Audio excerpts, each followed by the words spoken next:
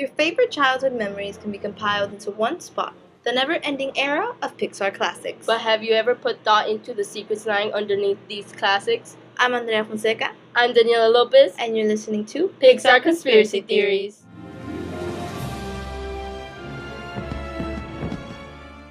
As you all have probably already seen these films, we can start discussing them at a much faster rate. Alright, sounds a bit crazy, but stay with us. Alright, perfect. Thank you guys for tuning in. This will be it, and we'll see you next time.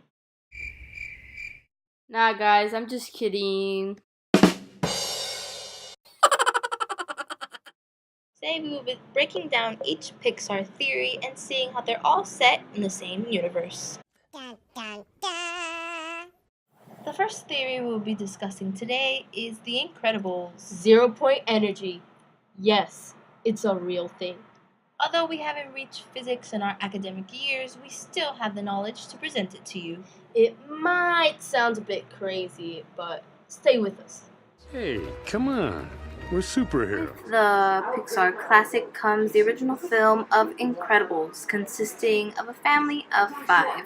Mr. Incredible, Miss Incredible, Jack, Dash, and Violet. But with this family also comes many frightening enemies and fears. Mr. Incredible's main enemy was Syndrome. Remind me, who is that? After all, I am your biggest fan.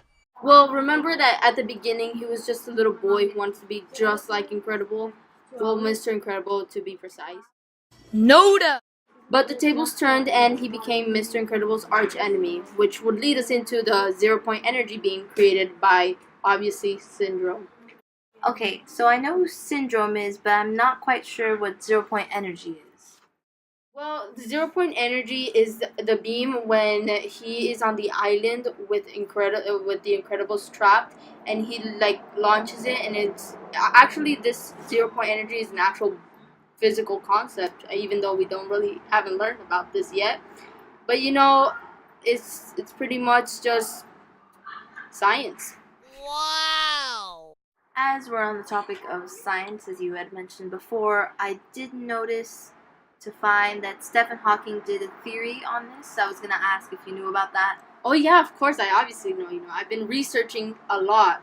Mm-hmm. And it turns out that Stephen Hawking made a theory called the Casimir effect. Not sure if I'm pronouncing that right, but Casimir, same thing, same difference, guys. So the point is that pretty much black holes will eventually disappear. Oh my god! Or as he states it, they will evaporate. Pretty much harnessing the 0 point energy field would be quite difficult. But that's not impossible, right?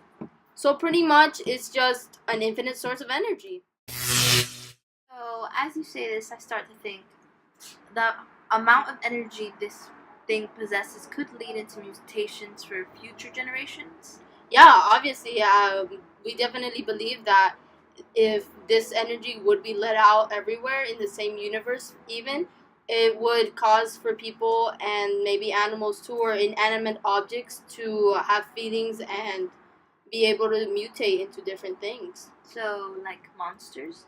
Monsters, you say? James B. Sullivan. Mike Wazowski. As we can recall, our good old pals, Mike and Sully. We go into the hilarious world of Monsters, Inc. Like you mentioned before with the Incredibles 0 point energy, we believe that amount of energy has been able to harness the power to mutate people or animals into different figures, which would supply the fact that monsters are actually people who have been genetically modified into having weird alien-like capabilities and travel to the past to feed off the energy found through the children. Okay, people, Eastern Seaboard coming online. We got scaries coming out. So no wonder the kids are so afraid of them, because it's really them, right? That's what we're trying to figure out. We believe that the monsters may be searching for a doorway through the past with this new energy they created in order to find the original energy source, but through the kids' laughter, or previously known as their scream. 3, 2. So, you're saying that monsters are actually human beings? Dun, dun, dun. Yes. So inside the Monsters Inc. Corporation run by Sully and Mike seen throughout the film, we see that the monsters are trying to harness the same amount of power gotten in, as you said before, Incredibles, through doorways of the past. As you can see, they can be closed up into the past or into the future, leading to several gateways of the world. Also introducing one of the most infamous characters, Mike Wazowski. Yeah. Oh, Boo. It's been fun. Of course. Boo. Boo is also tied into another Pixar theory that we will be discussing today, whether she is really just a witch. Or an ordinary little girl, we'll never know. But the facts prove otherwise. Now that we're on the topic of Monsters Inc. and Boo, we can reveal her true identity. Or maybe being a step closer to what's believed to be a look into the future of her life. That's ridiculous. Wood cannot be imbued with magical properties. I should know. I'm a wee whittler of wood. As discussed before, the facts of time travel in Monsters Inc. What does that have to do with Boo or the Witch and Brave? Makes no sense.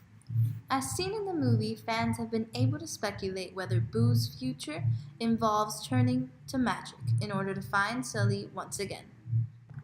But how does the witch even know Sully? Throughout the film Brave, there is one scene that, if sped down, fans can see a carving of what is speculated to be the outline of Sully with the rest of her magical carvings, which would also tie into her mysterious disappearing acts of magic. So you're saying she's looking for Sully with her magic and disappearing? Strange. Since she's believed to be looking for Sully, she's found a similar act of those through the doors of the past with Monsters Inc. She has been able to create her own teleportation methods. Oh, so you're saying she's replicating the magic used by the doors in Monsters Inc. in order to find Sully? Exactly. Although the films don't give an explanation towards how Boo landed there or the name of the witch in the film, it does explain how Boo may have grown up in the future to use the same skill. Now that we've discussed the creation of energy and how it's evolved through the Pixar generations, what would happen once it runs out?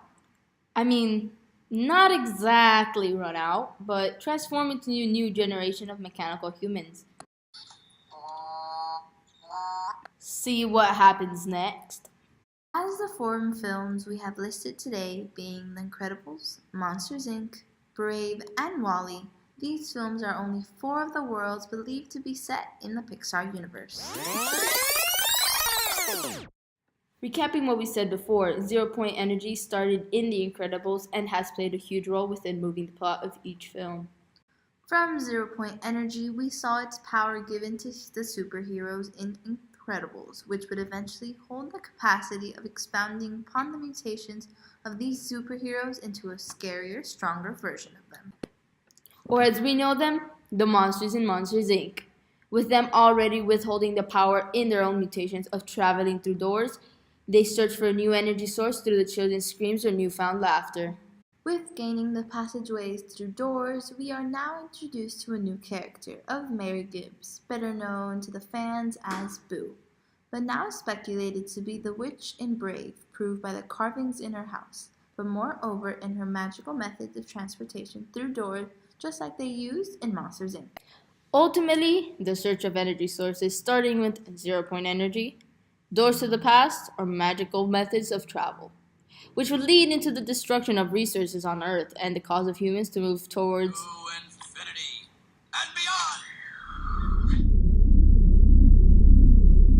Wait, come back! We're not done!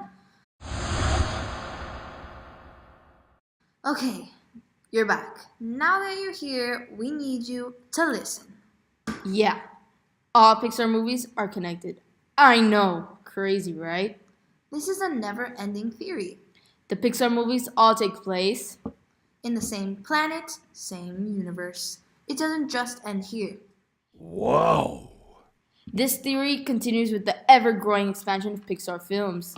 As long as you guys keep up with us, you'll see the secrets lying underneath these films. And the ones to come, of course.